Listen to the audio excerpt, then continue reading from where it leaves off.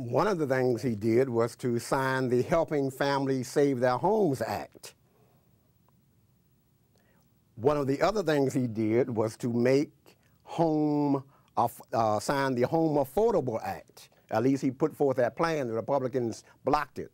In fact, when you go back and you look, you will notice that every progressive piece of legislation that the president has proposed since 2010, the Republicans have simply said no, no, and no again. So what you have is a president who has accomplished a lot, he has tried a lot, and he has a lot more to offer. But the more you try, when you have a Congress that says no, then you basically cannot get the legislation passed. But let's go back a minute. You were talking about the appointment of African Americans into the Obama administration, let alone how many times he's brought blues into the White House. Let's not even talk about how many black creative artists have had an invitation to the White House. He's brought more black entertainers into the White House than you've ever had by any other president before. But let's talk about the appointments. This particular president has appointed the most gender and ethnic diversity-based presidential cabinet and staff in history, including more women appointments than any other incoming president. Blacks represent right now 10 of the 45 current senior cabinet level positions in the White House, including Attorney General Eric Holder, the first African American who's ever been the Attorney General, EPA Executive Administrator Lisa Jackson, the UN Ambassador Susan Rice, the Presidential Advisor Valerie Jarrett. You have the highest percentage of women and blacks, 21% of the appointments, and other ethnic groups to federal judgeships than any previous president. He's appointed one of the largest percentages of federal employees who are black than any previous president during his first term. So to say that he has not appointed black folk is simply, Professor, not accurate.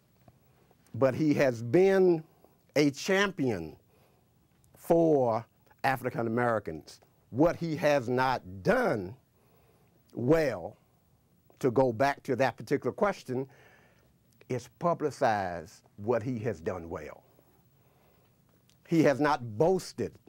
He has not had a public relations officer and said, black people, look what I've done. The president is on his job and needs to be brought back to continue his job. Professors, is the black community better off than when he came into office? Absolutely not. He seems to be helping the Hispanics. He really seems to be helping the Jews, especially Israel.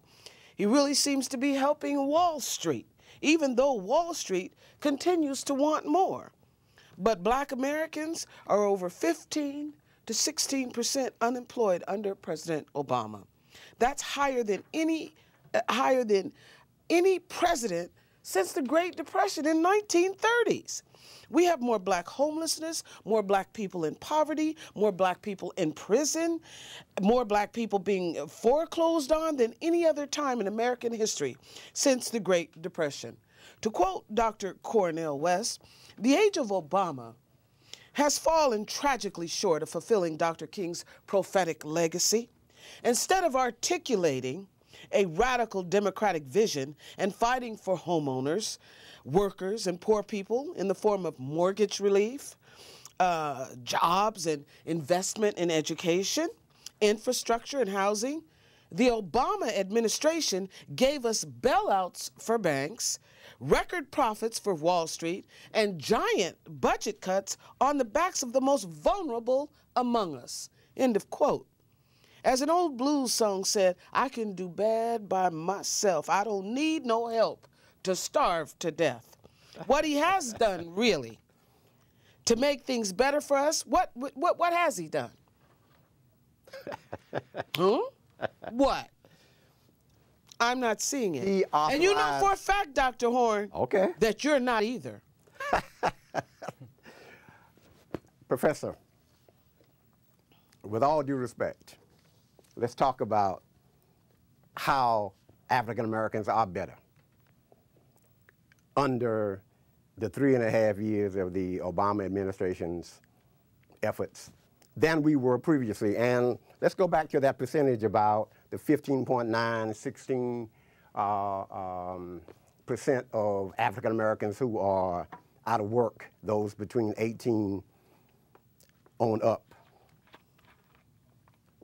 As the George Bush administration was ending, we went from 9% unemployment up until almost 13% unemployment, and it was a steady, quick rise. So what President Obama had to do coming in within the first 1.5 years of his administration was stop it, stop the bleeding. You cannot begin to correct or to heal until, first of all, you get the patient stabilized. So when we look at that percentage, the percentage increased less in 3.5 years under President Barack Obama trying to stop the bleeding than it did in 8 years of President Bush. So under every president, African Americans have had trouble with unemployment. Under every president, we have had problems with homelessness. What President Barack Obama has done is start the process, set up the structure of correcting that. You got to be able to begin the pathway of moving forward first, and that's what he has done. For example, a number of people have talked about he hasn't done anything about mass incarceration. He signed the Fair Sentencing Act of 2010, the first time you've had a law that drastically decreases the impact of the disproportionate mandatory minimum sentencing for first-time drug abusers, which is the main reason that a lot of African-American males were going to federal prison. That, the Rockefeller laws, that has been the major motivation of getting us there. This whole thing between rock cocaine, powder cocaine, the 100-to-1 ratio. Whites with powder cocaine had to have 100 grams before they would be convicted. Just 1 gram, and we got 5 years, first time.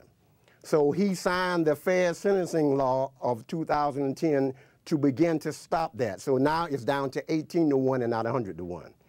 So people talking about he has not done anything about mass incarceration is simply not true. He also signed the don't ask, don't tell policy after dealing with an executive order about it, since he's the commander-in-chief. And whether we like it or not, we have quite a few African Americans who are gay. Some of whom are still in the closet, some of whom are out, but they're in the a lot of them in the military. In fact, the military, the Defense Department just said you could have on your uniform in the gay rights parade that'll be coming up lately. And the other part, you mentioned both poverty, homelessness, and mass incarceration. Giving poor people a lot of money on Monday just means they would have spent it by Friday. Money is not going to end poverty. What will end poverty will be jobs, opportunity for training, and changing the whole structure of the criminal justice system. That means you have to change the federal judges, the people who sentence us. Barack Obama has appointed more ethnically diverse federal judges than any other president in history. That is what poor people need. That is the kind of work that he has begun, and he needs to be applauded for, and he needs to be able to continue it. Now, what has happened, a lot of the Republican senators have tried to block those appointments. You see the Supreme Court justices, they're on TV. You know, a lot of people are there, there's a lot of pressure, but the federal judges the over 597 federal judges that he gets a chance, in fact, it's 897 federal judges that he gets a chance to appoint for lifetime. You never see them. But he gets a chance to appoint them, and the Republicans have, one senator can block the ratification and just delay, and they have done that. Republicans have done everything they could to undermine this president. So a lot of what he has done for the African-American population and for the American people has been kept out of the news. He has not had good public relations, but he has done a lot of very good work, which is demonstrable. So the whole thing about he has not done much for poor people, for homeless people, that's simply not true. And the thing about Wall Street, clearly he brought in people who knew Wall Street language, Geithner, Lawrence Summers. He brought in people who had basically helped make the decisions to get us, in the ditch in the first place. But he brought in people to start to have the dialogue with the other people to get them moving forward. But he also advocated and got passed the strongest legislation to reform Wall Street in the history of this country. He also signed the legislation to repeal our relationship to credit card companies that have been ripping us off. Let's go back to the Wall Street Reform Act, which Republicans tried to kill. They're still trying to underfund it. The Glass-Steagall Act had been in place 1933 to 1999 to monitor, to control the banks. They separated banking from Wall Street stock brokerage. After they repealed Glass-Steagall, there was nobody watching the store. All of those credit derivatives, all that greed, that's where that came from. So you needed another piece of legislation to bring that back into play, including all the black people who were involved in that. He got that signed. So in terms of, are we better off than we were before he came into office? Absolutely. Absolutely.